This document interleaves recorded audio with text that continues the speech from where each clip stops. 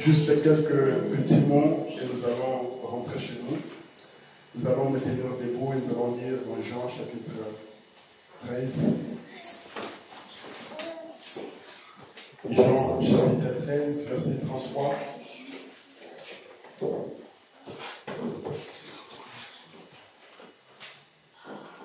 Jean 13, 33 à 35. Levons-nous s'il vous plaît.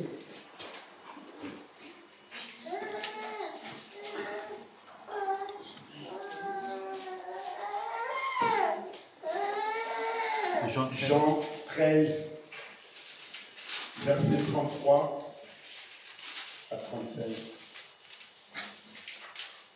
Levons-nous s'il vous plaît.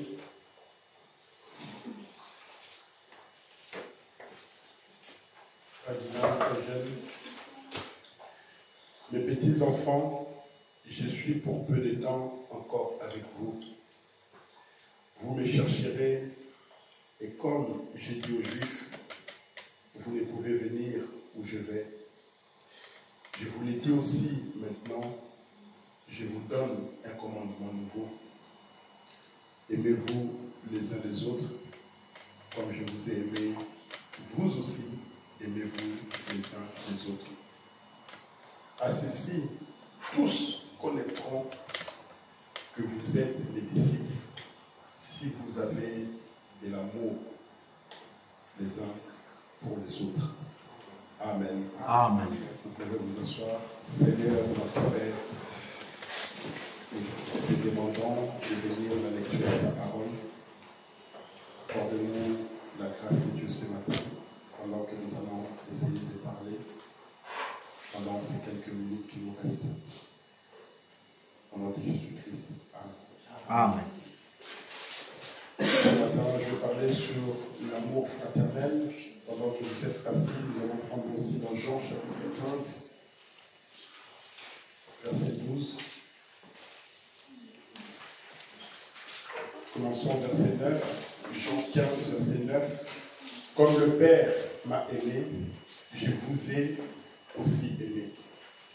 Demeurez dans mon amour. Si vous gardez mes commandements, vous demeurerez dans mon amour. De même que j'ai gardé les commandements de mon Père et que je demeure dans son amour. Je vous ai dit ces choses afin que ma joie soit en vous et que votre joie soit parfaite. C'est ici mon commandement. Aimez-vous les uns les autres comme je vous ai aimé. Il n'y a pas de plus grand amour que de donner sa vie pour ses amis. Vous êtes mes amis si vous faites ce que je vous commande. Amen. Amen. L'amour fraternel. Nous avons, comme vous pouvez le voir aujourd'hui, le monde est dans son dernier signe. La Bible nous avait prédit qu'au temps de la fin, les gens seront orgueilleux, fanfarons, amis de l'argent, calomniateurs, et ils vont haïr les gens qui font du bien. Amen. Mais en même temps, la parole nous demande de les aimer. Parce que Jésus-Christ avait dit, aimez même votre plus grand ennemi. Amen.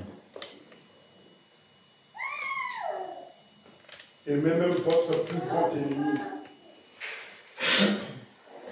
Et c'est cet amour-là qui va vous ouvrir beaucoup de portes, qui va vous donner beaucoup de victoires. Le prophète nous dit que l'amour, c'est la plus grande arme que Dieu a donnée entre les mains des croyants. Amen. C'est l'amour de Dieu. Et vous ne pouvez pas avoir ou prétendre avoir l'amour de Dieu si vous n'avez pas l'amour envers votre frère. C'est incompatible. voyez comme Jésus a dit, je vous donne un commandement nouveau. Avant qu'il s'en aille, avant qu'il quitte la terre, ou avant qu'il rentre dans la période de la tribulation, avec Judas Iscariote qui devait le vendre, Jésus va dire à ses disciples, comme je l'avais déjà dit aux pharisiens, comme je l'ai toujours dit aux juifs, maintenant vous n'allez plus me voir. Vous aussi, vous n'allez plus me voir. Parce que je vais partir. Mais je vous laisse un commandement nouveau. Mes petits enfants, je suis pour peu de temps encore avec vous. Vous me chercherez, et comme j'ai dit aux Juifs, vous ne pouvez venir où je vais. Je vous le dis aussi maintenant. Je vous donne un commandement nouveau. Aimez-vous les uns les autres, comme je vous ai aimé, vous aussi. Alors en lisant un peu cette écriture, j'étais en train de penser, la parole de la Bible dit, comme je vous ai aimé.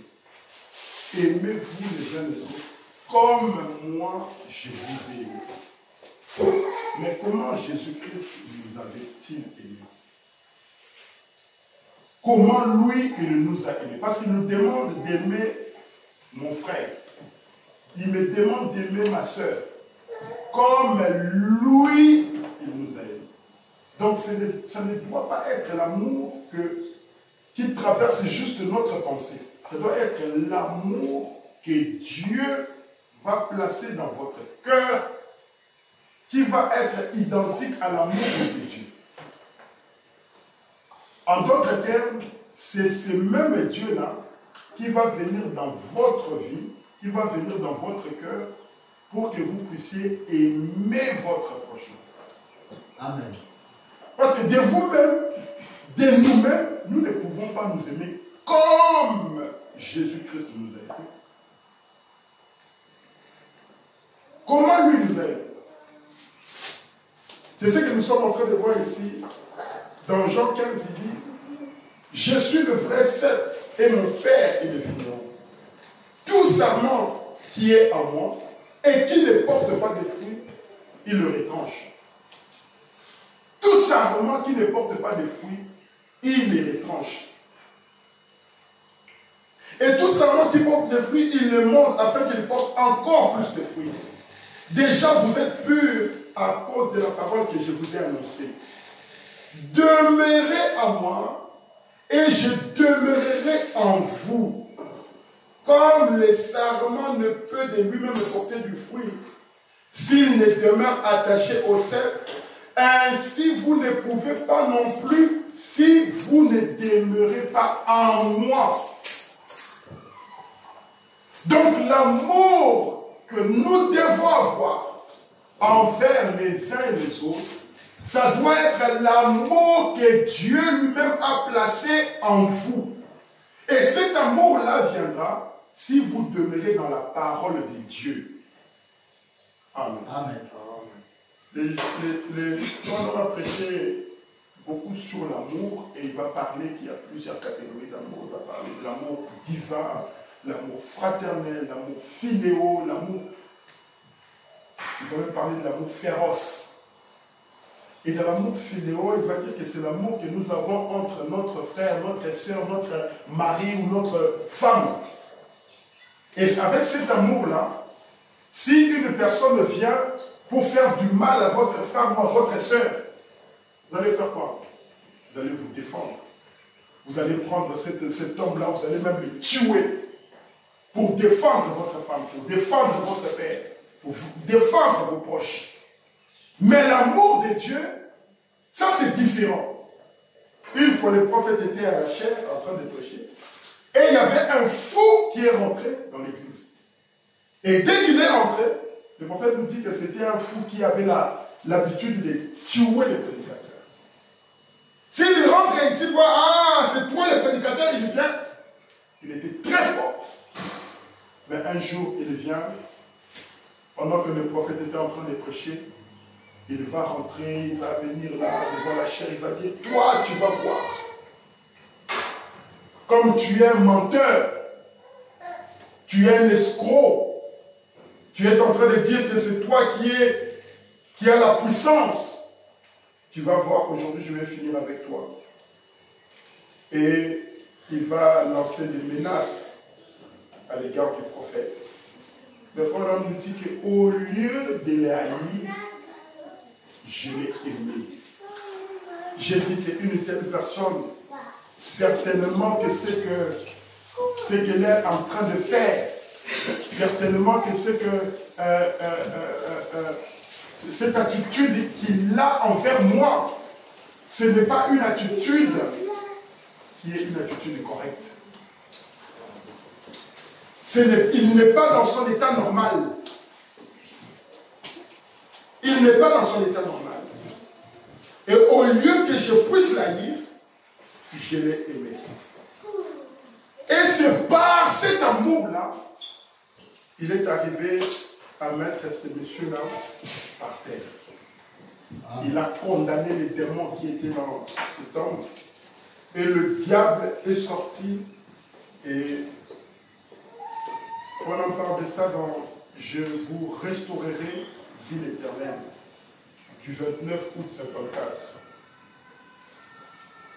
Il dit, combien aimeriez-vous, juste avant que je commence mon sermon, il dit, si je vous donnais simplement un petit entendement sur quelque chose de très secret, qui m'est juste propre au sujet des puissances, des guérisons et autres comme cela. Combien de gens du plein évangile y a-t-il ici? Faites voir les mains. Les gens du plein évangile. Levez très haut la main. Aimeriez-vous connaître un petit secret? On dit, aimeriez-vous connaître un petit secret? Eh bien, si vous le voulez, levez encore la main. Qui veut connaître le petit secret? Amen. On dit, juste une minute, très bien. Le voici à nous. Le secret de toute la chose, c'est l'amour divin. Amen. Le secret de toute la chose, c'est l'amour divin. Il dit, c'est le secret de tout cela. C'est l'amour. Vous ne pouvez pas vous-même produire l'amour. Vous ne pouvez pas produire vous-même l'amour. Amen. Vous devez avoir l'amour. Vous ne pouvez pas le produire. Mais l'amour doit être là. L'amour est quelque chose. Il produira des effets sur la vie animale. Lorsque vous avez l'amour, cet amour-là produira des effets sur la vie animale. Amen. Il produira des effets sur la vie humaine. Il produira des effets devant Dieu. Oh, l'amour. Quand un homme a l'amour, il y a des fruits qui se manifestent. J'ai toujours pensé, comme le prophète aime beaucoup le dire, quand un homme et une femme commencent à s'aimer, vous avez dans la famille une fille qui arrive à un certain âge et qui commence à aimer un garçon. Vous allez voir que cette fille-là, elle va changer de comportement. Si vous lui disiez, non, mais Marie, il ne faut pas que tu sortes à la maison à partir de 18h. Mais à 18h, c'est là que son cœur est en train de battre pour aller voir l'homme qu'il aime.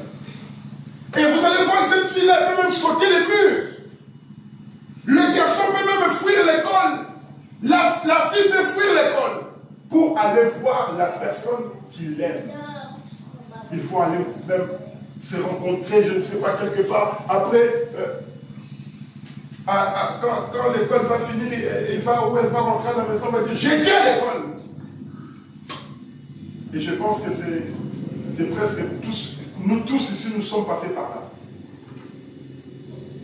Lorsque nous étions des jeunes, moi je me rappelle quand j'étais jeune, j'allais à l'école. Après l'école, maintenant après l'école, je devais directement aller à l'église. Mais le corps ne voulait pas, mais il faut encore aller à l'église. Alors on va fuir l'église, on va aller avec des amis derrière l'église, on va parler, on va se promener, on va visiter là-bas. Et on sait qu'à partir de telle heure maintenant, l'église finit. Et vers ces heures-là, on commence à rentrer vite.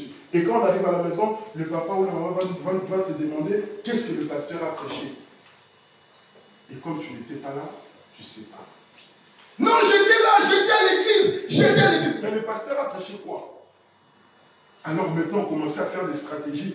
Dès que l'église sort là-bas, tu sais qu'à cette église, tu vas voir un frère. Frère, qui a prêché aujourd'hui? Il a dit quoi? Maintenant, il te dit tout ce qu'il a prêché, tout ce que le pasteur a prêché. Après, tu retiens. Quand tu rentres à la maison, maman te demande, toi, tu étais à l'église? Oui, j'étais à l'église. Ah, le pasteur a prêché quoi? Oui, le pasteur a prêché ça. Alors, j'avais un frère, un grand frère. Lui, il était terrible. Il fouillait beaucoup l'église. Alors, quand l'église sortait, il allait voir ses amis. Mais qu'est-ce que le pasteur a prêché? On lui disait tout ce que le pasteur a prêché. Mais ce qui l'intéressait, ce n'était pas vraiment ce que le pasteur a prêché, mais c'était ce qui s'était passé à l'église. Si par exemple le pasteur avait dit, hé frère là-bas qui dormait, mets-toi debout, c'est ça que lui va retenir. Oh non, mais d'ailleurs aujourd'hui, le pasteur avait dit à ce frère-là, mets-toi debout. Mais est-ce que c'est ce que le pasteur a prêché? C'est tout ce qu'il a retenu lui. Vous voyez? Pourquoi? Parce qu'il y avait l'amour du monde à nous, qui fait que l'heure de l'église, nous, on va laisser pour nous, on va aller visiter, tout ça.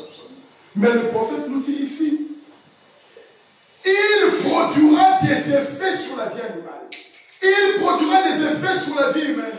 Il produira des effets devant Dieu. Je pense que Paul a dit dans 1 Corinthiens 13, quand je parlerai les langues des hommes et des anges, si je n'ai pas l'amour ou la charité, cela ne sert à rien. Je peux avoir toutes les connaissances du monde. Je peux être un grand homme de Dieu, connu partout sur le Facebook, sur Internet. Mais si je n'ai pas l'amour, comme le prophète nous a dit, un petit secret, ça ne sert à rien. Et le prophète va continuer de dire, quand j'aurai toute la connaissance pour comprendre tous les mystères de Dieu, si je n'ai pas l'amour, quand bien même il pourrait faire cela, ça ne sert à rien. Amen. Et quand j'aurai la foi pour déplacer les montagnes, si je n'ai pas l'amour, cela ne sert à rien. Les langues cesseront, les prophéties disparaîtront. Ces choses passeront toutes. Mais quand l'amour sera venu, il demeurera pour toujours. Amen. Amen. Quand tu auras l'amour dans ton cœur, c'est ça, cet amour-là qui t'amènera au ciel. Amen. Ce n'est pas la prédication, ce n'est pas les citations. Les citations, tout ça, en fait, ça vient pour créer l'amour dans ton cœur. Mais si toi, tu es là, tu écoutes la parole jour et nuit, les bandes, les prédications de toutes sortes de pasteurs, mais si ça ne crée pas l'amour dans ton cœur, c'est nul. C'est nul. Et cet amour-là, Jésus-Christ nous dit, c'est de demeurer dans la parole de Dieu. Il dit, comme le serment ne peut lui apporter les fruits, s'il ne demeure attaché au serment, ainsi vous ne pouvez pas non plus si vous ne demeurez en moi. C'est en demeurant dans la parole de Dieu que cela va créer de l'atmosphère, ça va créer un environnement, ça va créer l'amour dans votre cœur. Comme Marie qui était allée à l'église, elle arrive à l'église, le prédicateur prêche. Une vierge va concevoir, Elle sort là-bas avec cette parole là-bas. Une vierge va concevoir. Oh Dieu, quel message merveilleux. Oh Dieu, le prophète nous dit, elle a commencé à méditer sur cela. c'est en méditant, en demeurant dans la parole, en réfléchissant, cela a créé un environnement propice et l'ange est venu à elle. Ce n'était pas en train de penser à la télévision ou ce n'était pas en train de penser à la nourriture que l'ange vient. Non. Non. Il ne viendra pas dans cet état-là. C'est pour cela, vous sortez de l'église, vous rentrez à la maison. Hé, tu rentres tout là-bas. Tu rentres tout là-bas. Vous commencez à parler d'autre chose. Vous sortez de l'atmosphère de l'église. Vous êtes rentré encore dans votre atmosphère du monde. Et le dimanche, vous venez encore. Après, le pasteur là. Mais moi, quand je vais là-bas, je ne sens rien. Moi, quand je vais là-bas, je ne sens rien. Mais comment tu peux sentir quelque chose? Parce que quand tu rentres à la maison, tu ne demeures pas dans la parole de Dieu. Tes pensées sont ici, sont là-bas, sont dans tout ça. Mais quand tu viens avec la pensée de Dieu, tu viens avec l'Esprit de Dieu. Le prédicateur vient avec l'Esprit de Dieu. Le conducteur des chants avec l'Esprit de Dieu. Tout l'ensemble avec l'Esprit de Dieu. Vous allez voir que vous allez progresser. Amen. Le prophète va continuer et dit, mais l'amour, vous avez vu dans ces livres, combien ont lu les livres? Il faut me dire combien ont lu les livres. Faites voir là-bas. Avez-vous vu quand c'est fou? Ou je pense que est-ce le livre que vous avez fait? Il y avait un frère qui avait écrit un livre sur le fou qui était venu confronter le prophète. Donc c'est là qu'il est en train de parler. C'est ça, oui. C'est lui où le fou, dans l'Oregon, avait couru à l'estrade pour me tuer. Cette fois-là. Vous rappelez-vous cela? Avoir lu cela dans le livre? Savez-vous ce qui avait vaincu cet homme-là? Le fou qui est venu pour tuer le prophète à la chair. Savez-vous ce qui avait vaincu cet homme-là? L'amour de Dieu. Je n'avais pas méprisé cet homme-là. Quelque chose m'était arrivé là, qui avait fait que je l'avais aimé. Amen. C'est là la chose, mes amis. Un homme qui vient te tuer. Ton prophète dit la manière, la façon de le vaincre, c'est de l'aimer. Il dit, je n'avais pas méprisé l'homme. Combien de fois nous méprisons entre nous? Juste parce que votre frère a dit un mot. Juste parce qu'on vous a dit quelque chose qui vous a blessé. Combien de fois nous méprisons?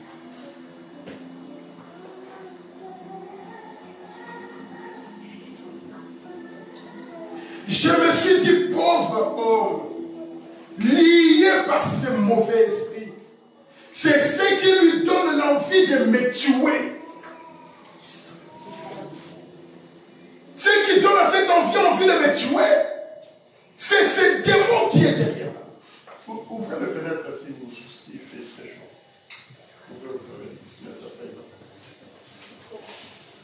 En fait, dans l'homme, il y a un esprit qui t'amène à faire du mal, à tuer, à insulter, à dénigrer.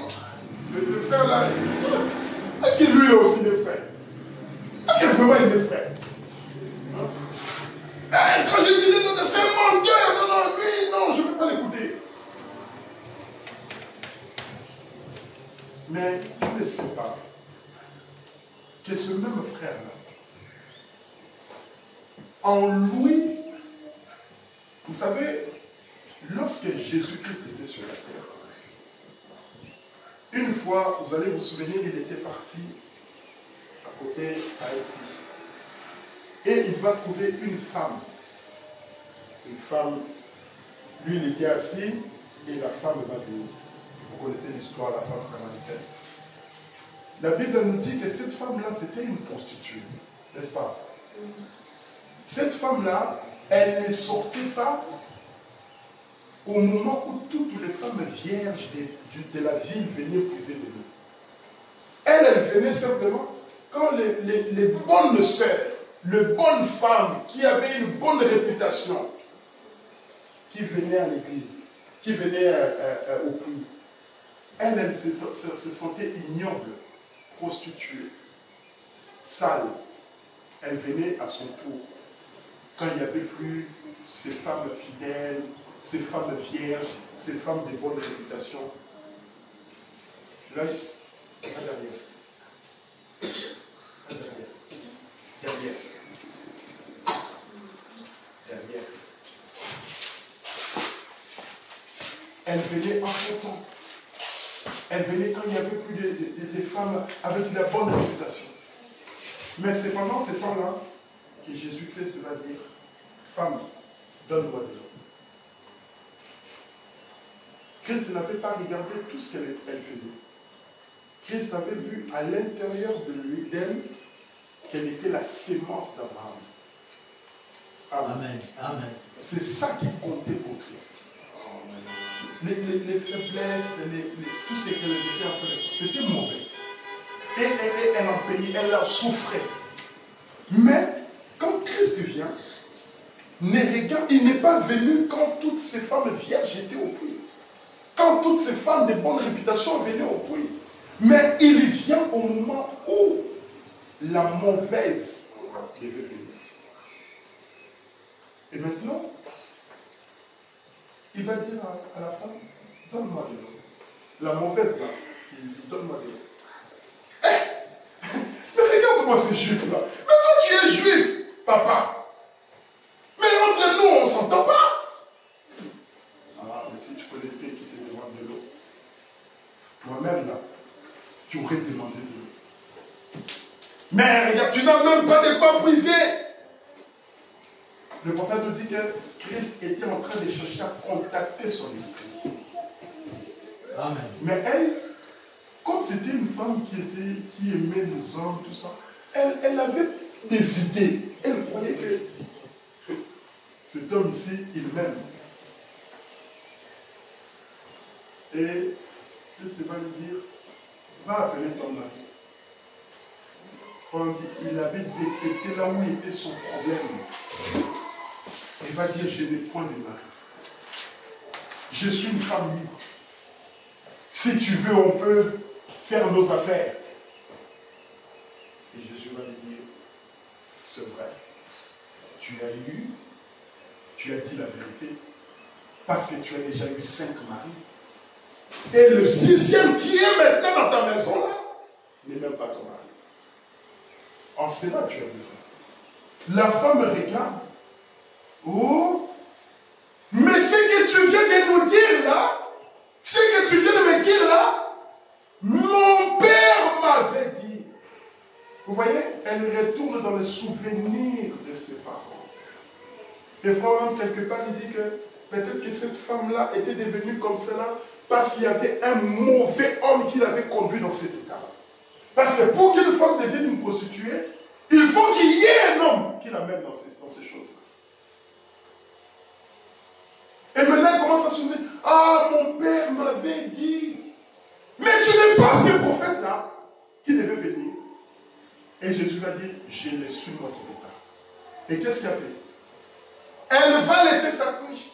Elle va courir pour dire, venez voir le côté prostitué qui faisait qu'elle puisse fuir les hommes. Ça a changé quand elle a croisé Christ. Elle qui ne voulait pas venir puiser de l'eau quand il y avait toutes les femmes. Maintenant, c'est elle-même qui va courir dans la ville pour rencontrer tout le monde. Venez voir un homme qui m'a parlé des choses que j'ai faites, qui a dévoilé toute ma vie. Est-ce que cet homme-là, ce n'est pas lui? Venez voir. Elle avait croisé l'amour. Et sa vie a été changée. Sa vie a été transformée. Tout le mal qu'elle avait fait disparu. Aujourd'hui, on parle de cette femme-là parce qu'elle avait croisé l'amour. Mais si Christ avait dit, mais cette femme c'est une prostituée, je ne peux pas aller à sa rencontre. Qu'est-ce qu'elle est avec?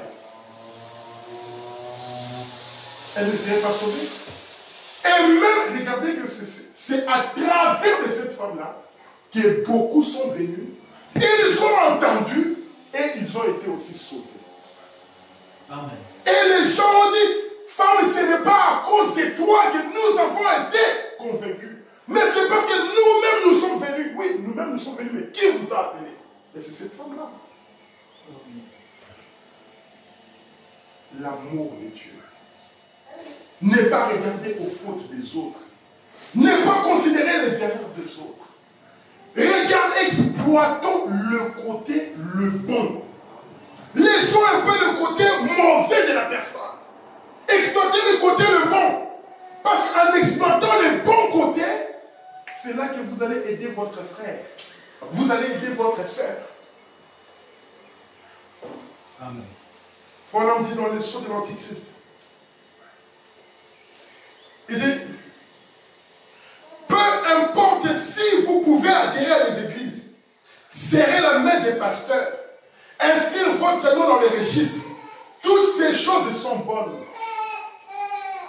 Paul a dit, quand je parlerai les langues des hommes et des anges, quand j'aurai la sagesse de comprendre toutes les connaissances de Dieu, quand je donnerai mon corps pour être brûlé en sacrifice, quand je ferai toutes ces choses, je ne suis toujours rien. C'est juste. Mais il a dit, les langues cesseront. La connaissance sera abolie. Comme on voit aujourd'hui les pasteurs, les prédicateurs. Ils ont la connaissance à tout. Et c'est sur ces connaissances-là qu'ils s'enorgueillissent. Mais quand vous regardez comme ça, vous ne voyez pas que quelqu'un a quelque chose. Quand l'amour est dans votre cœur, quand la parole de Dieu est réellement établie dans votre cœur, ça doit produire les fruits. Amen. Et il dit, mais il a dit, les langues cesseront, la connaissance sera abolie, les prophéties prendront fin. Mais quand l'amour sera venu, il demeurera pour toujours. Eh bien, c'est dont l'église pentecôtiste a besoin ce soir, ainsi que les autres églises, du message. Et c'est un bon, il dit, c'est un bon baptême du Saint-Esprit, à l'ancienne mode, et de l'amour qui vous remettra sur la bonne voie. Amen. Amen. C'est dont l'Église a besoin aujourd'hui. L'Église catholique, l'Église protestante, l'Église pentecôtiste, nos églises du message. Il faut le baptême du Saint-Esprit. Nous venons à l'Église pour écouter la parole et partir. Non, ça ne marchera pas. Il faut que dans notre cœur, nous puissions avoir les soucis, le désir, que quand je vais à l'église, c'est pour recevoir le Saint-Esprit. Amen. En fait, le Saint-Esprit vous fait sortir de la communion fraternelle de l'église pour vous faire entrer dans la communion fraternelle avec Christ. Amen. Vous entrez dans la véritable communion avec Dieu lui-même. C'est là où il dit, demeurez dans ma parole. Si vous demeurez dans ma parole et que ma parole demeure en vous, alors demandez ce qu'il vous. Amen. Maintenant, les gens aujourd'hui, j'ai demandé à Dieu, je n'ai pas reçu. J'ai demandé à Dieu, je n'ai pas reçu. J'ai demandé à Dieu, je n'ai pas reçu. Église, voilà aucun des soucis. Mais as-tu respecté tous les commandements? C'est qu'est-ce qui dit? Demeure et que mes paroles demeurent. Seulement en ce moment-là, demande-moi, je te donnerai. Maintenant, quand tu demandes, c'est là pour ton intérêt. Je dois devenir un grand. Est-ce que tu vas recevoir? Parce que Christ ne tient pas gloire dans ce que tu demandes. Christ ne voit pas son intérêt dans ce que tu demandes. Mais c'est plutôt l'intérêt personnel. Que je puisse devenir un grand homme. Que je puisse être connu partout. Et Christ va regarder, mais toi tu n'as rien compris. Tu n'as rien compris. Après, quand tu auras beaucoup d'argent, c'est comme un homme de Dieu avait dit, ça m'avait vraiment fait mal. Ça m'avait tellement fait très très mal. Un homme de Dieu était venu à l'église des temps. Et il a vu une maman qui était assise là. Et il a dit, ah, nos mamans ici, ce sont elles qui nous ont beaucoup aidés. À Brazzaville là-bas. C'est par chez elle que nous avons commencé nos églises. Nous avons commencé dans sa maison, notre église. Et aujourd'hui, Dieu nous a tellement bénis. Mais je ne comprends pas pourquoi elles sont toujours comme ça. Est-ce que vous avez compris? Nous, les pasteurs, Dieu nous bénit, mais vous êtes toujours comme ça. Et cet homme de Dieu, il a construit des grands bâtiments, il a beaucoup d'argent. Et là où j'étais assis, j'ai dit, mon Dieu, j'ai eu très très mal. Donc les gens viennent pour vous enrichir. Mais ces gens-là restent pauvres. Quels sont les disciples de Jésus-Christ qui étaient devenus riches et les autres sont devenus pauvres? Paul dit, nous vous enrichissons et nous restons pauvres. C'est vous qui devenez riches et nous sommes pauvres. Normalement, c'est que l'église devait devenir riche et les pasteurs devaient être des pauvres. Mais aujourd'hui, c'est l'inverse. Jésus-Christ était parti avec combien d'argent? Comment? Voilà ce qui nous arrive aujourd'hui. Des hommes avec beaucoup d'argent. Beaucoup d'argent. L'église pauvre. Ça, c'est le système catholique. C'est les catholiques qui disent amenez, si vous regardez ça, je ne sais plus en Apocalypse combien. Un denier, un danger de blé, quelque chose comme ça. Et le prophète explique ça, il dit que c'est ça l'église catholique. Il amasse de l'argent, c'est l'église le plus riche au monde. Après, qu'est-ce qu'il fait? Il va maintenant dominer sur vous. Regardez tous les hommes qui ont beaucoup d'argent, qu'est-ce qu'ils font? Ils veulent dominer sur les gens. N'est-ce pas? Ils dominent, ils veulent imposer. Pourquoi? Parce qu'il est riche. Il dit, je suis riche. L'âge de l'Odyssée. Je n'ai besoin de rien. Quand on devient riche, c'est comme ça qu'on devient. Toi, qu'est-ce que tu vas me donner? Toi, tu n'as rien. Attends. Il va te minimiser. Et c'est ce que cet homme de Dieu dit. Vous nous enrichissez et vous restez les pauvres. Mais comment la Bible qui dit amenez dans la maison de Dieu vos dîmes et vos trésors et vous verrez si je ne vous bénirai pas. C'est la Bible qui l'a dit, non? Bon, maintenant moi je viens, je donne. Seulement toi qui deviens riche et moi je ne deviens pas riche. C'est qu'il y a un problème. C'est que la manière que je donne, ce n'est pas la manière appropriée. C'est ce que nous avons vu. On donne pour montrer qu'on a donné. Non. On ne donne pas pour montrer qu'on a donné. On donne avec un cœur de joie. Un cœur sincère. Un cœur. Je viens, je dis, bon, maintenant, aujourd'hui, pour l'église, pour faire ça, je vais faire ces dons là. De manière désintéressée. Et c'est là que quand Dieu voit, il vient, il te bénit. Maintenant, si toi, tu viens donner, je donne au pasteur pour que le pasteur voie que vraiment je soutiens l'œuvre, je soutiens l'église. Zéro. Et on va vous mentir comme ça. Donnez. C'est le pasteur qui devient riche. Vous n'allez pas devenir riche. Au contraire, comme vous avez donné sans la révélation, vous allez perdre. Vous allez perdre. Il dit, eh bien, c'est dans l'église. Pentecôtiste a besoin ce soir. Ainsi que les autres églises. C'est d'un bon baptême du Saint-Esprit à l'ancienne mode. Et de l'amour qui vous remettra sur la bonne voie. Qui vous unira. Amen. La parole qui vous unira. L'amour qui vous unira. Non pas voir les fautes des autres. Qui vous mettra ensemble comme frères et sœurs dans le Seigneur Jésus-Christ et qui renversera ces murs de séparation. Amen. Amen. Qui va briser les murs de séparation. L'amour. Paul dit Amen. l'amour. Dieu est amour. L'amour est patient. L'amour ne s'irrite point. L'amour ne s'enfle pas d'orgueil. Quand vous vous enflez d'orgueil, l'amour s'en va. Amen. Vous voyez un monsieur très orgueilleux là. C'est déjà les fruits qui montrent qu'il n'y a pas d'amour.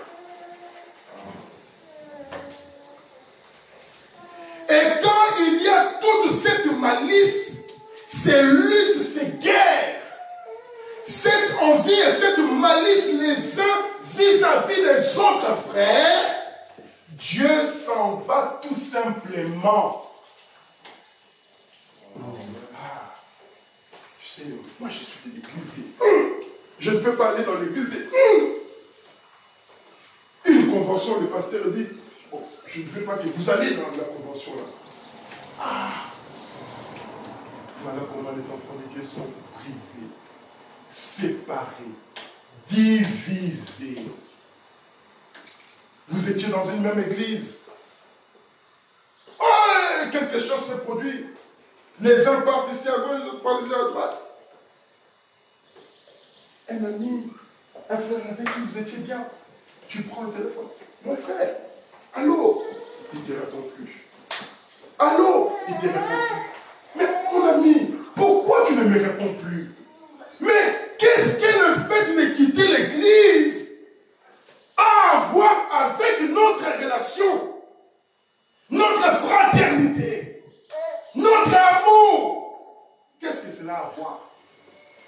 Donc le fait de quitter le bâtiment et de rentrer dans notre bâtiment, c'est ça qui nous divise. Est-ce que c'est ça qui doit nous diviser? Et vous allez voir le même frère. Vous vous retrouvez par hasard, soit à une fête, soit à un cœur, ou soit à la rue. Oh, que Dieu te bénisse! Comment ça va? Hypocrite. Hypocrite!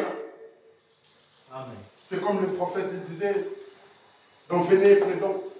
Il dit beaucoup de frères qui viennent vers moi. Il dit, oh frère, je t'aime, je t'aime. Il dit, malheureusement, les frères ne savent pas que Dieu me montre tout. J'aurais même voulu ne pas savoir ce qui se passe dans vos cœurs. Il dit, mais je vois que le frère là qui vient, qui t'embrasse, qui dit, je t'aime, dans son cœur, il vous déteste. Il vous hait. Mais il veut faire par l'apparence. Oh mon frère Ben, je t'aime. Hein? Tu sais vraiment quand tu conduis les champs, quand tu étais là. Mais tu regardes comme ça, tu sens qu'il... Vous savez, même un chien, si vous n'aimez pas un chien, les chiens, ils sont très que vous ne l'aimez pas. N'est-ce pas? Amen. Volontiers. Si vous vous retrouvez en face d'un animal et que vous avez peur, il va vous faire du mal. Parce que la peur, c'est un signe qu'il n'y a pas l'amour. Mais quand il y a l'amour dans votre cœur, vous n'avez pas peur. Oh, il raconte. Donc quand l'amour s'élance, il dit que il était allé une fois dans la forêt et il y avait un animal. Cet animal-là avait l'habitude de tuer les gens. Il avait déjà tué, il venait de tuer un homme noir. Et donc du coup, là où on l'avait placé, on l'avait vendu. Son maître l'avait vendu, l'a ramené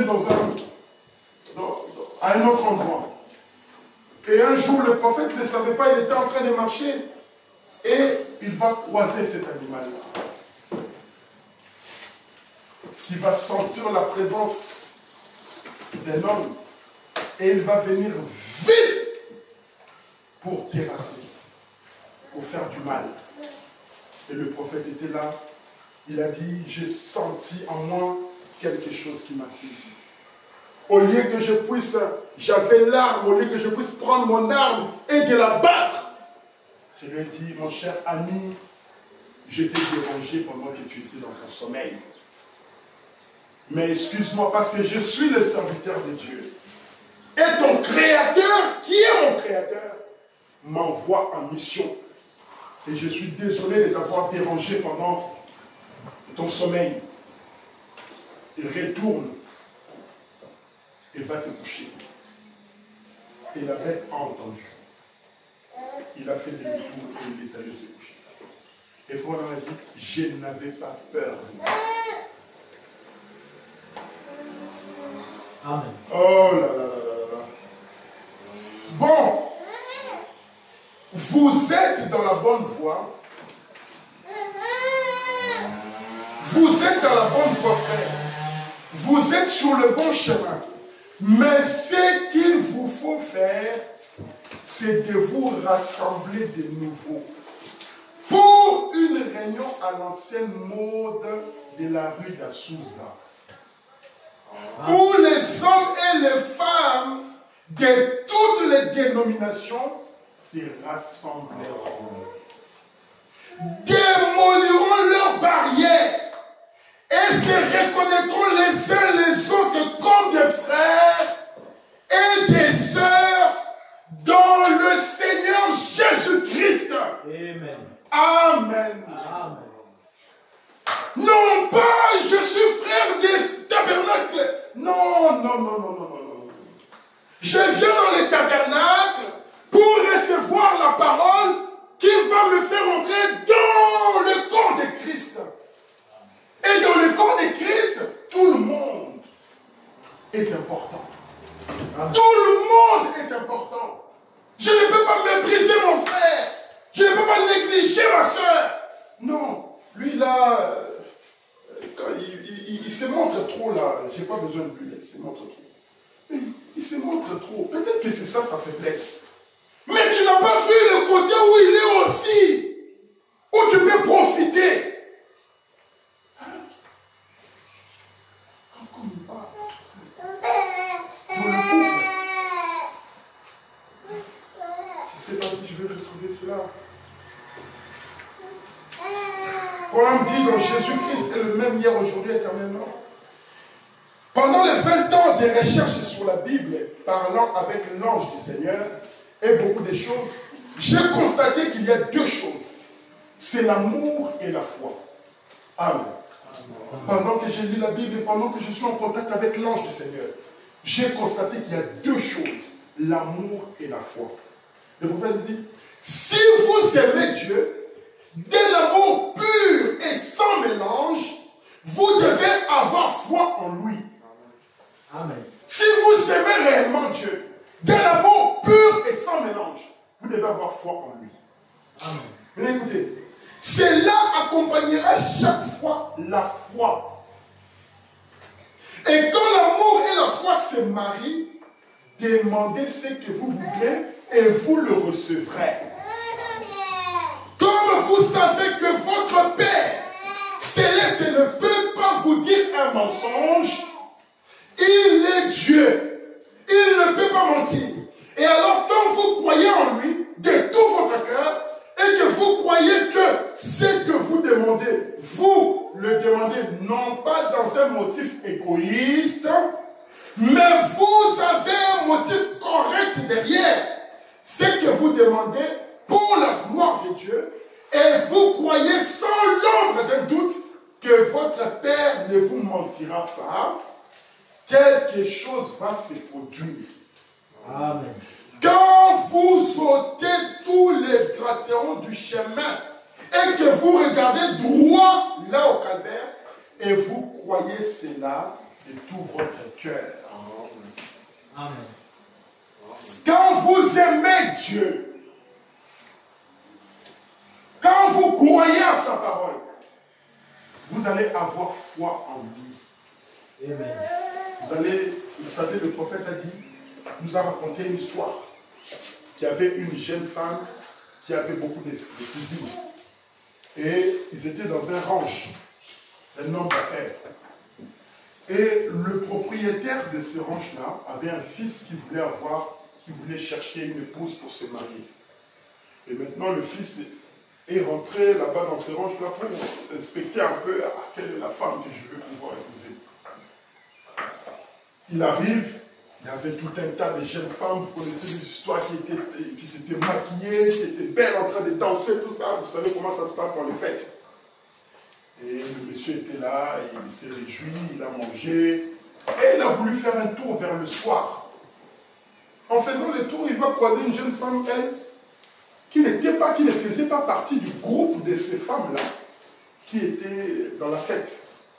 Elle était plutôt toute seule, en train de laver des assiettes, et elle était cousine à ses sœurs, à ces autres femmes-là. Et le monsieur m'a dit, mais toi, je ne t'ai pas vu, toi. Toi, tu étais où? Elle va dire, non, moi, j'étais à l'intérieur là-bas, j'ai lavé mes assiettes et tout. Ah bon? Parce que la femme était allée jeter de l'eau. Elle dit, ah, mais vraiment, il a commencé à parler à la jeune femme. Et il va dire à la jeune femme, tu sais, je suis venu ici pour chercher une femme. Et c'est toi que j'ai trouvé que toi, tu mérites de devenir ma femme. Le monde me dit, moi, tu vas laisser toutes ces belles dames qui sont là en train de danser, tu vas me dire, c'est moi, vers moi. Puis le monsieur va dire, oui, moi je veux seulement. Et il va faire la promesse à cette jeune femme. Et ensuite, il va partir. Cette femme-là, puisqu'elle aimait le garçon, qu'est-ce qu'elle a fait? Elle a gardé la promesse. Et elle a mis foi dans ce que l'homme lui avait dit. Et maintenant, elle pouvait dire à ses autres sœurs, vous savez, ce monsieur-là qui était avec vous, il m'a dit qu'il reviendra m'épouser. Mais les autres ont dit, toi,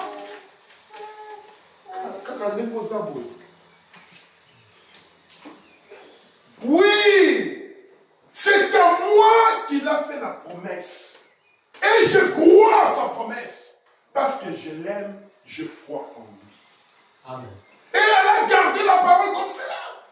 Et le monsieur lui avait dit, tel jour, à telle heure, je serai là pour te prendre. Et la femme elle-même s'est préparée. Elle n'avait pas dit que ce monsieur-là aussi peut être un escroc. Hein. Peut-être qu'il m'a menti. Bon, je ne sais pas, les hommes d'aujourd'hui, c'est des farceurs. Peut-être qu'il m'a menti. Non.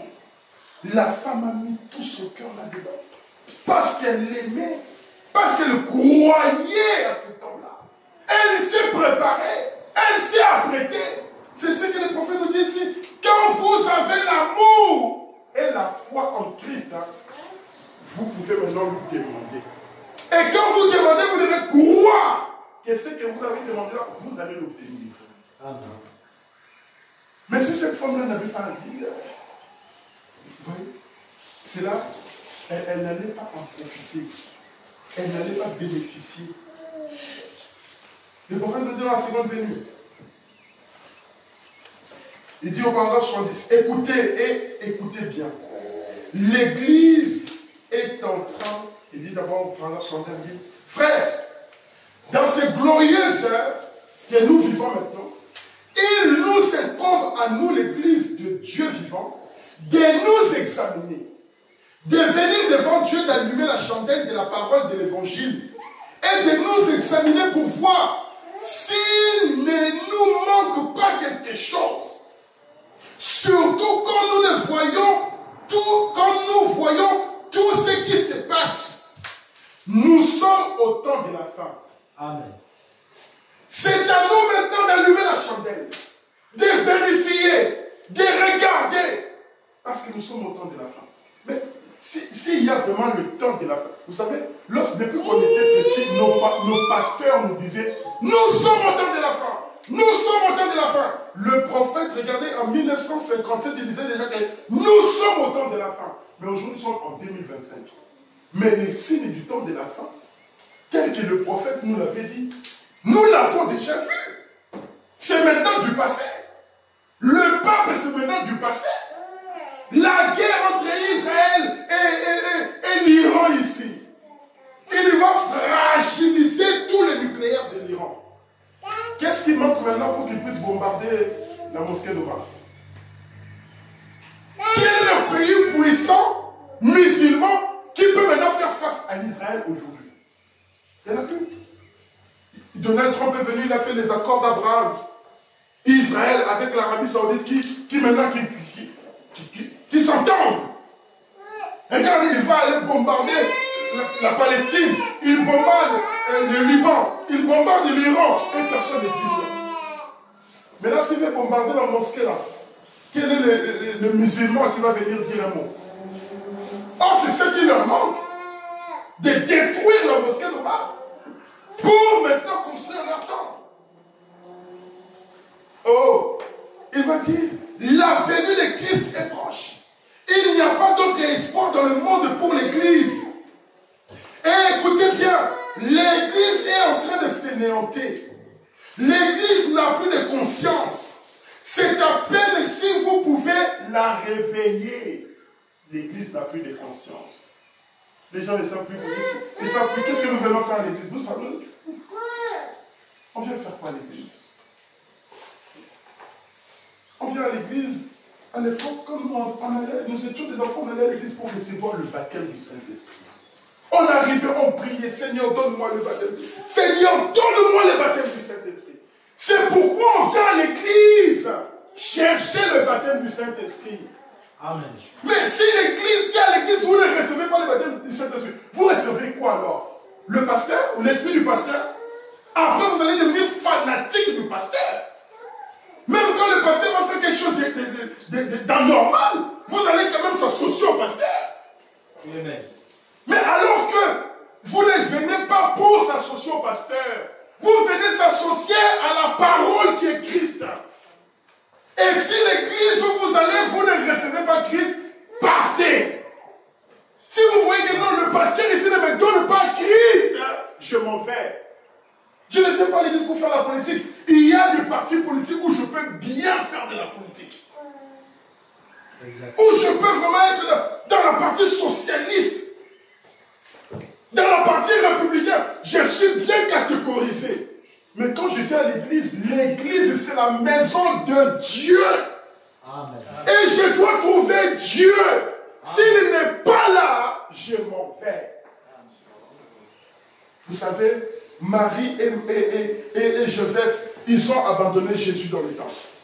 Et Marie, tu sais, Joseph, il racontait des histoires. Ils ont fait une marche très longue. 3 jours. Mais moi, on a tout dit qui web. Mais l'enfant est où? Ils vont se rendre compte qu'ils étaient depuis tout ce temps sans Jésus-Christ. Et ils vont faire marche à l'arrière. Et ils sont rentrés les chercher. Si vous venez à l'église, vous ne voyez pas Jésus-Christ, allez les chercher ailleurs. Je ne sais pas où vous allez le trouver, mais allez le chercher. Amen. Parce qu'il a dit chercher. C'est lui qui cherche, il trouve. Donc cherchez la parole. Ne cherchez pas les autres. Même un enfant peut venir ici prêcher mieux que moi, de très loin. Tout le monde ici peut prêcher. Vous là, vous pouvez prêcher.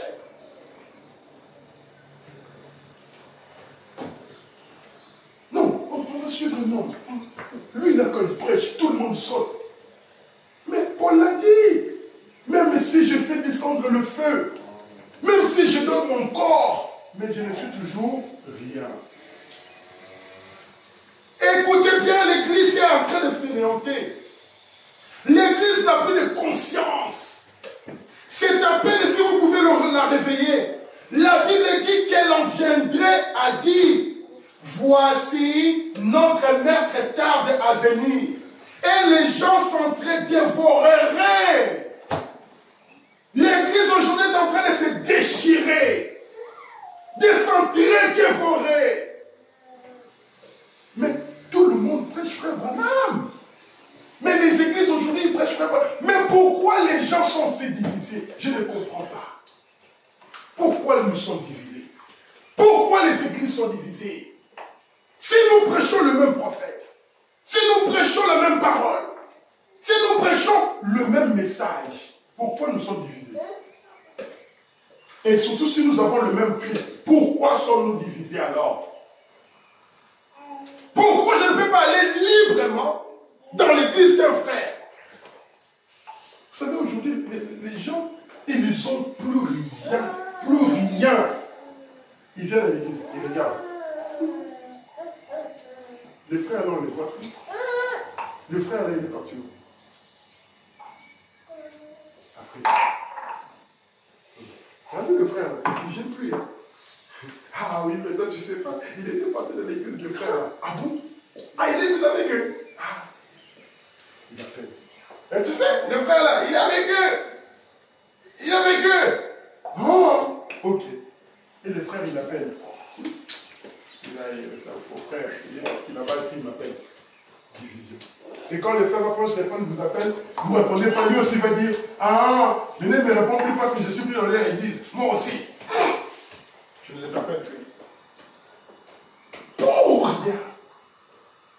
Vous vous divisez pour rien. Et maintenant, vous allez peut-être apprendre que vous avez peut-être, je ne sais pas, un mariage à faire. Et que la personne là, c'est elle qui filme mieux. Ou c'est elle qui faisait bien la décoration. Mais là, vous ne pouvez pas aller le solliciter parce que vous avez déjà brisé les liens. Mais même si c'est un service que vous pouvez même lui payer. Vous dites, ah, je préfère aller donner l'argent à un païen qu'à lui là. Pourquoi? Parce qu'il est dans l'autre église. Miséricorde. Amen. Que Dieu nous accorde la grâce. Que Dieu ait pitié de nous. Mais dans ça, on est des chrétiens. Nous sommes des frères. Nous sommes à l'église. Tu n'es pas chrétien. Amen. Mais viens recevoir le Saint-Esprit, mon ami. Parce que quand tu recevras le Saint-Esprit, tu ne te comporteras plus comme ça. Les disciples de Jésus-Christ, Dieu va mettre la puissance en eux. Ils vont aller prêcher partout. Ils vont rencontrer un monsieur qui est aussi en train de prêcher. Il dit, toi tu n'es pas, toi tu ne fais pas partie de notre groupe. Est-ce que toi tu marches avec Jésus? Non, tu es un faux pasteur. Allez, arrête de prêcher. Arrête! Il vient chez Jésus. Jésus, tu sais, on a vu un pasteur là-bas, il prêchait. Il prêche. Mais nous l'avons dit d'arrêter. Jésus dit, mais pourquoi vous avez fait ça? Pourquoi vous avez fait ça? Mais qui vous a dit de faire ça? Mais c'est lui qui n'est pas contre vous. Et avec vous. Mais pourquoi? Tout ce qui les intéressait, c'est qu'ils soient dans leur dénomination. Amen. C'est quoi? La moisson, elle est grande. Il y a peu de ouvriers. Quelqu'un va aller dans un coin, il commence quelque chose, il s'épuise. Comme le prophète l'a dit, si venir à Christ, ce n'est pas quelque chose de facile. Il s'épuise. Il va dire, mon frère, viens m'aider ici.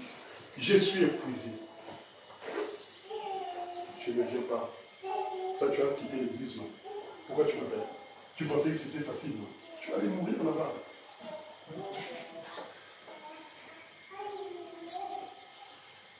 Oh là là là là là. Le prophète dit pour terminer, et les gens s'entre-dévoreraient, se mordraient et tout, et se combattraient les uns les autres. On est tiré exactement en cette heure-là. Amen. Tout est prêt. Les pages sont tournées pour ainsi dire. Et la venue du Seigneur est proche. L'église luthérienne a perdu sa lumière. L'église méthodiste a perdu sa lumière. L'église baptiste a perdu sa lumière. L'église pentecôtiste a perdu sa lumière. Toute lumière semble avoir disparu. Amen. Toute lumière semble avoir disparu. Les pentecôtistes et les gens de la sainteté agissent exactement comme les méthodistes. Les méthodistes agissent comme les baptistes. Les baptistes agissent comme les luthériens. Les luthériens agissent comme les catholiques. Et aujourd'hui, même les gens du message commencent à agir comme les pentecôtistes. Amen.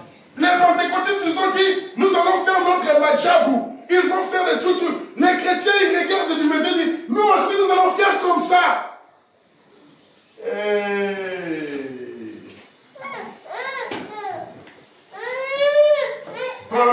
Et tout a dégénéré en un très grand fatras de péché. Amen. Tout a dégénéré. Tout est devenu péché. C'est vrai. Nous sommes au temps de la fin, la venue du Seigneur. Amen. Et au temps de la fin, quand le Seigneur vient, il veut trouver des hommes et des femmes qui ont le cœur pour le recevoir. Qui s'attendent à lui. qui veut qu'il rentre dans leur cœur. Et quand vous allez avoir Jésus-Christ dans votre cœur, la première des choses, vous allez vous souvenir du commandement nouveau de Jésus-Christ. Je vous donne un commandement nouveau. Aimez-vous les uns les autres. En ceci, tous connaîtront que vous êtes mes disciples si vous vous aimez les uns les autres. Amen. Parce qu'au temps de la fin, il n'y aura que la haine, des querelles et des divisions, des critiques et de l'indifférence. Et de l'indifférence. C'est ce qui va rester. Il dit, nous sommes au temps de la fin. Alors, il dit, peu importe que vous soyez méthodiste, baptiste, pentecôtiste ou presbytérien, venez, réjouissons-nous ensemble. Quand viendra le temps où l'Église retrouvera son amour fraternel, sa sainte pudeur et sa place en Jésus-Christ, alors elle appellera les autres membres du corps en disant, venez vous réjouir avec nous. Amen. Dieu veut que l'Église l'aime. Amen. Amen. Nous allons nous dire. Dieu veut que l'Église l'aime. Si vous avez le Saint-Esprit dans votre cœur, si vous avez l'amour de Dieu dans votre cœur, vous allez prendre votre frère, vous allez prendre votre soeur, marchons ensemble. Ça sert à quoi de critiquer? Ça sert à quoi de parler en mal? Ça sert à quoi? Ça sert à quoi? Et chut. Ça sert à quoi, frères et sœurs?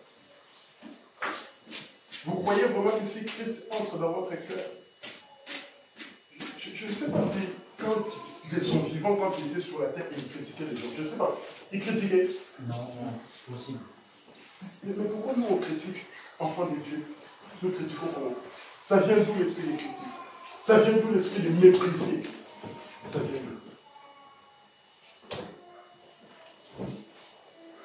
En tout cas, voilà pourquoi l'Église est divisée. Voilà pourquoi nous sommes divisés. Voilà c'est pour ça que nous sommes divisés. Plus d'amour. Nous allons chanter l'amour de Dieu. C'est le numéro 154. Tu peux le mettre, s'il te plaît. L'amour de Dieu est plus grand que l'homme, au plus ne peut faire l'exprimer. Il va au-delà de la plus haute étoile. Il atteint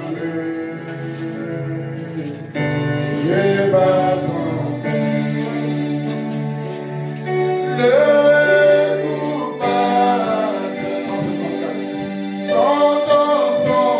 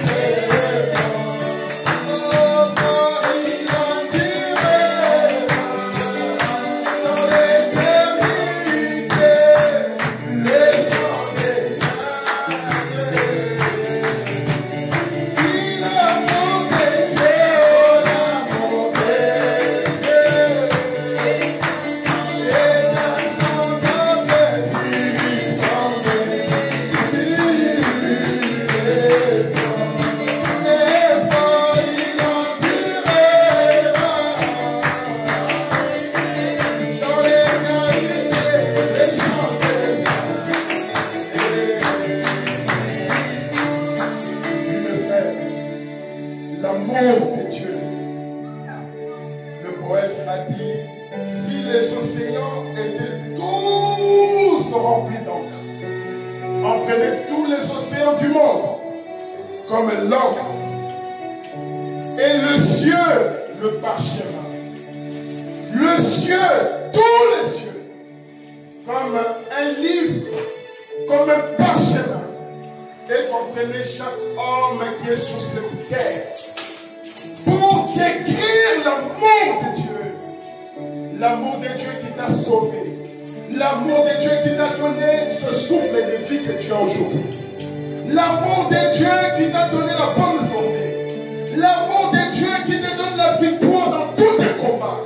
L'amour de Dieu qui t'a protégé pendant ton voyage. L'amour de Dieu qui t'a donné un père, qui t'a donné une mère, qui t'a donné des enfants, qui t'a donné des frères et des sœurs. Cet amour de Dieu, parlez de cet amour de Dieu. L'océan finira. Le ciel, il n'y aura plus de place sur ce parchemin. Et tout homme commencera à écrire, à parler de l'amour. Nous n'arriverons jamais à tout finir.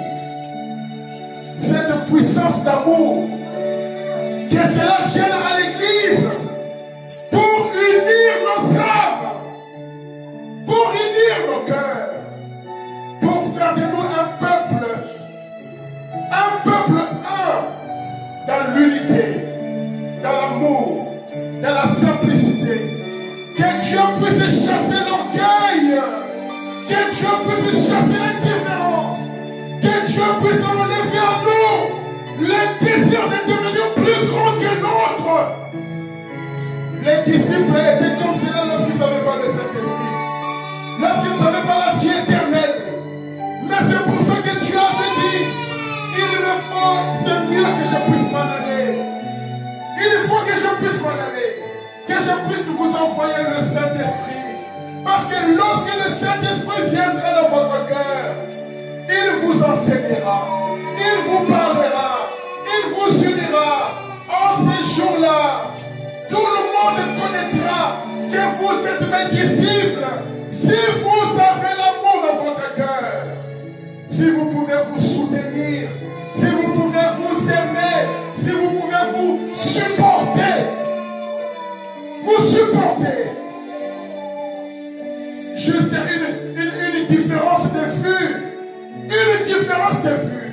Le frère quitte l'église. La soeur quitte l'église. Le frère et la soeur ne s'entendent plus. Juste pour une différence de vue. Mais on y va tous avec la parole. On y va tous avec frère Branamadi pour faire des déclarations. Mais on ne voit pas la vie qui se reflète. Mais la parole nous dit, je suis le vrai cep. Tout serment qui ne porte pas de fruits, mon Père va la retrancher. Mais il faut porter les fruits d'humilité, le fruit de bonté, le fruit de la patience, le fruit de la gentillesse. Considérez son prochain, parlez du bien de l'autre, aimez l'autre. Seul l'amour qui entrera, seul cet amour qui entrera au ciel. Frère Branham, lorsqu'il était parti au ciel, il a dit que c'était rien que l'amour. Rien d'impur n'entrera dans le royaume de Jésus. Seul l'amour parfait entrera dans le royaume de Jésus. Rien d'impur n'entrera dans le royaume de Jésus. Seul l'amour parfait entrera dans le royaume de Jésus. Amour, amour,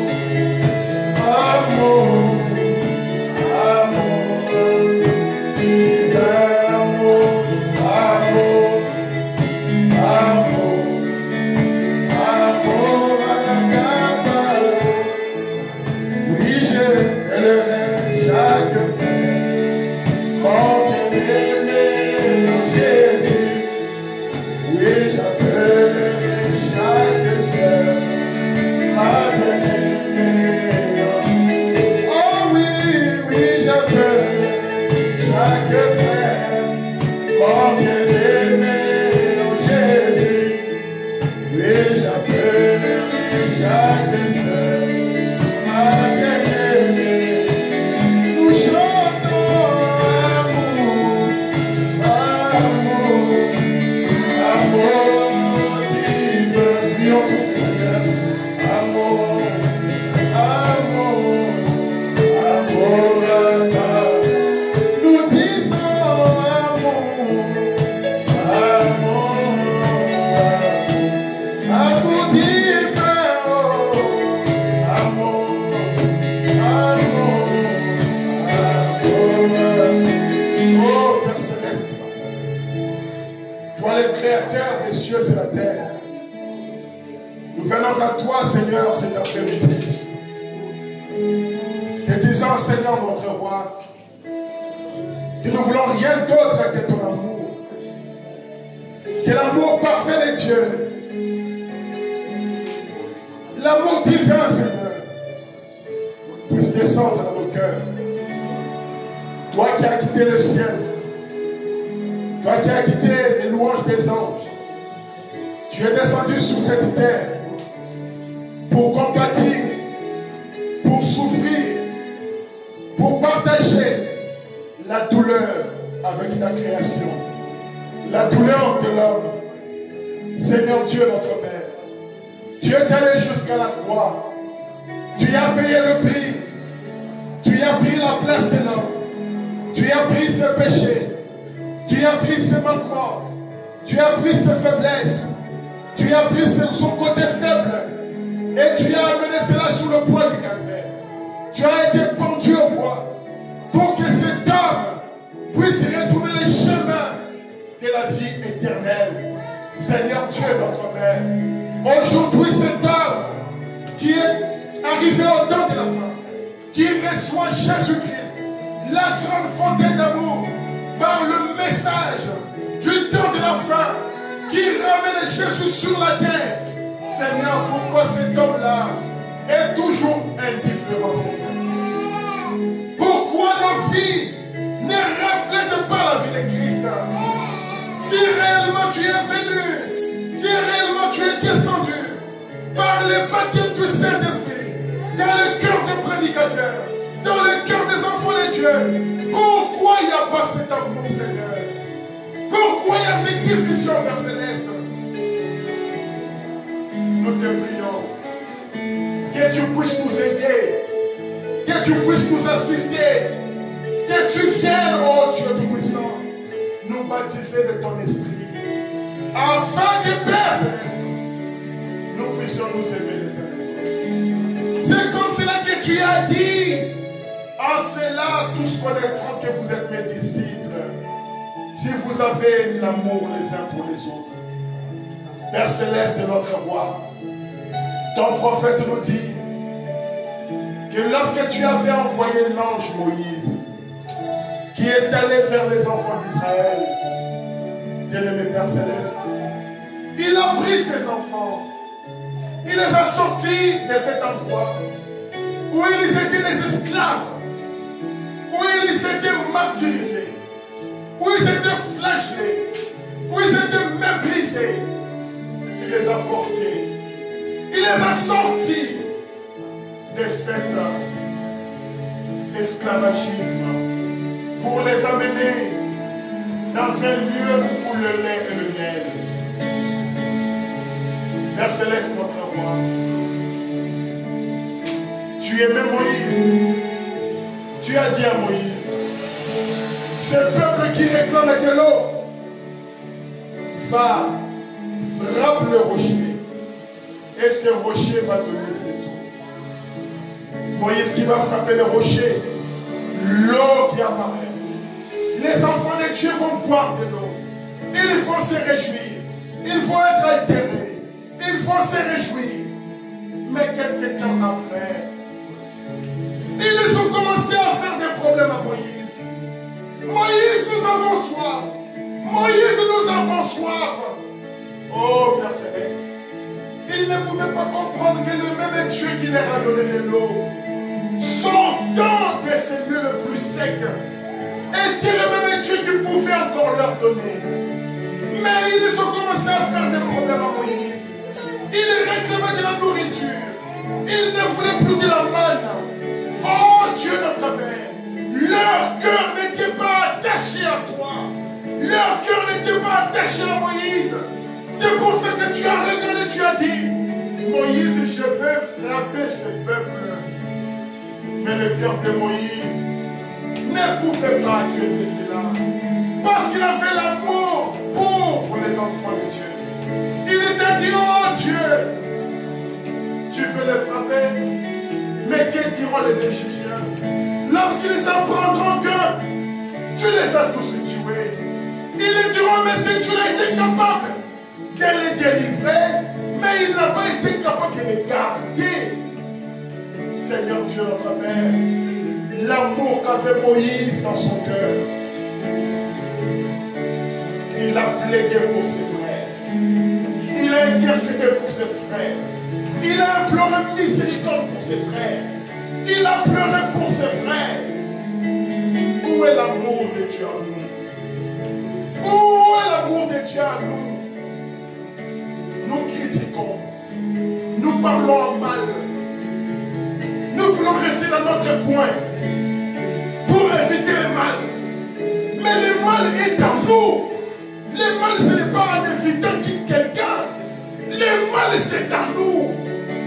Parce que s'il y avait l'amour en nous, Christ a vu le monde rempli de péchés. Il pouvait rester aussi dans son amour. Mais il a dit, je vais aller sauver ce peuple-là. Je vais aller chercher mes enfants. Et il est descendu dans un monde de péché. Et nous, les enfants de Dieu, nous ne sommes pas capables d'aller vers les hommes et les femmes qui sont dans le péché pour les sauver aussi. Accorde-nous ta grâce, Seigneur. Sois miséricordieux envers nous. Nous te remercions pour ces services. Nous abandonnons maintenant le reste de notre ressentiment. Conduis-nous chez toi à la maison. Merci pour tes enfants qui sont venus ici. Accompagne-nous et bénis la semaine pour chacun. Dans le nom de Jésus-Christ, j'ai assez très demandé. Amen. Amen.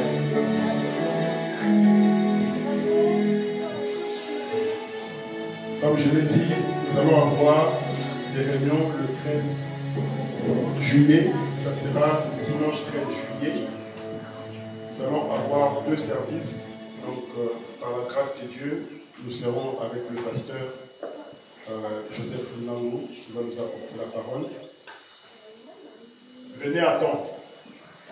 Parce que si vous ne venez pas à l'heure, vous allez peut-être avoir, vous n'allez peut-être pas avoir de place pour s'asseoir. Vous allez rester debout et ce sera de votre propre faute. Si vous avez une table que vous n'utilisez pas, peut-être une table qui ne pèse pas très lourd, une table qu'on peut porter facilement, dites-le-moi, comme ça on va voir comment on peut l'amener ici pour mettre de la nourriture et tout ça.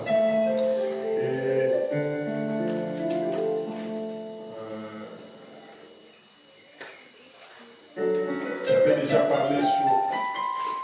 Non.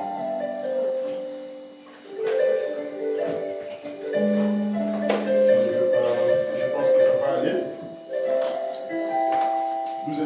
J'étais allé voir le pasteur il y a 2 semaines. Il va de mieux en mieux. Et nous remercions le Seigneur pour cela. Il m'a dit, quand je sortirai, je viendrai vous voir. Et vous allez saluer dans le nom du Seigneur Jésus-Christ. Amen. Amen.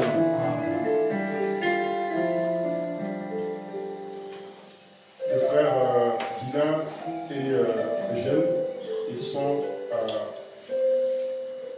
dans la ville de Coutances. Nous allons chercher un moyen pour voir comment les aider à venir ici. Et pour chercher les billets, tout ça. Il faut vraiment que Dieu puisse me bénir. Hein? Il faut que Dieu puisse me bénir, n'est-ce pas?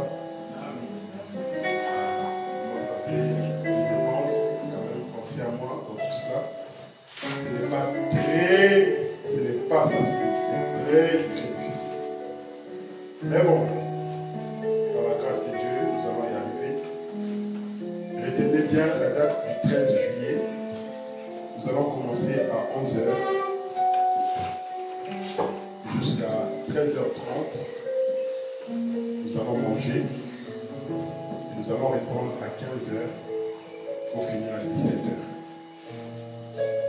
Nous cherchons une place. Si vraiment on ne trouve pas, alors nous serons obligés de remplir cet espace de chaises. Et les autres vont être de l'autre côté. Ils vont peut-être entendre, mais ils ne vont pas voir. Mais ce n'est pas grave. Parce que la Bible dit heureux ceux qui ont entendu sans avoir vu.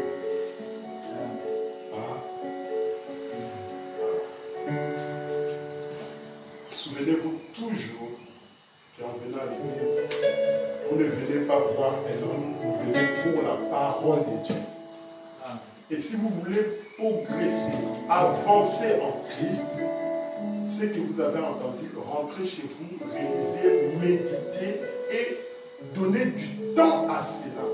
Tant que vous ne donnerez pas du temps à cela, vous n'avancerez pas. Vous n'avancerez pas.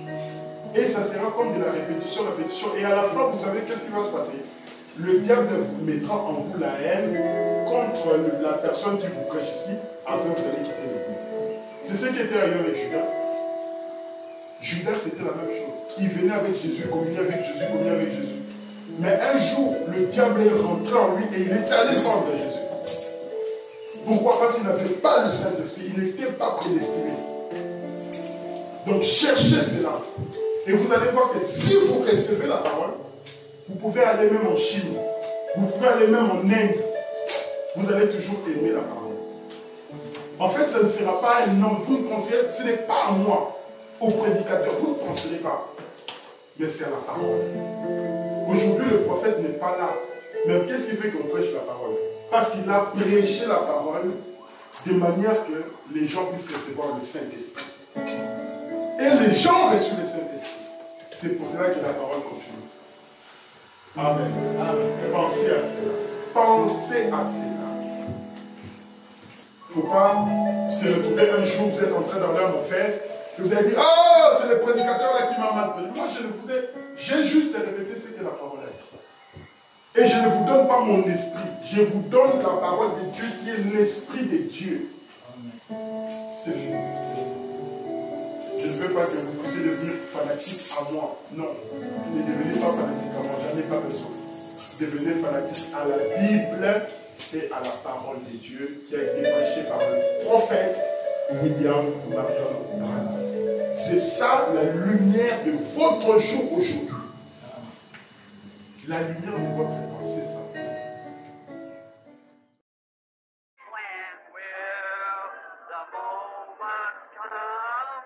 When I shall lay